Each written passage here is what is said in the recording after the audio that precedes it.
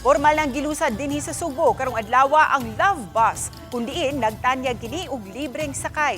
Kung asa ang ruta niini atong sayran sa report ni Nico Sereno. Saan kayo baba? Gipangunayan ni Transportation Secretary Vince Dizon, Tourism Secretary Cristina Frasco ug Budget Secretary Amina Pangandaman ang paglusad sa Love Bus kaganihang buntag. Parte kini sa libreng sakay program sa gobyerno. Ang Love Bus dunay rotang Cebu City, South Road Properties, padung Talisay City ug Minglanilla ug pabalik. Mato sa DOTR, napili ang maong rota tungod sa dakong volume sa mga sumasakay. Libre ang plete, gikan sa alas 6 hangtod sa alas 9 sa buntag. Ug sa hapon, gikan alas 5 hangtod sa alas 8 sa gabii. Libre sab ang sakay, weekends ug holidays. For this route alone, it's 30 pesos one way. So 60, can you imagine, no? 60 pesos one day for a worker or a student, no?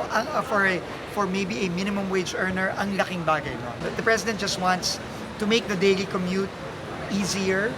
As we know, it's not an easy commute in our major cities like Cebu.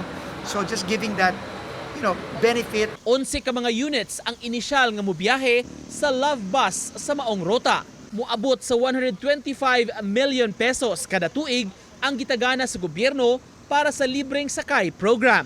Proposed budget, meron tayong nakalaan na 1.3 billion para dito next year. So asahan natin na tuloy-tuloy yung serbisyo ng ating Love Bus all over the country. Nakita nato nga ang kaning improved mobility in terms of land transportation is very beneficial to the ease and convenience for our tourists going around our destinations, not just for international tourists but also for our domestic tourists. Sa pag-arangkada sa Love Bus din sa Sugbo, gipasigarbo sa DOTR ang komportable o hamugaway nga pagsakay alang sa mga pasahero. Kini nga maong bus, dunay gibana-banang moabot sa 60 ka mga pasahero ang ma-accommodate sa matag biyahe.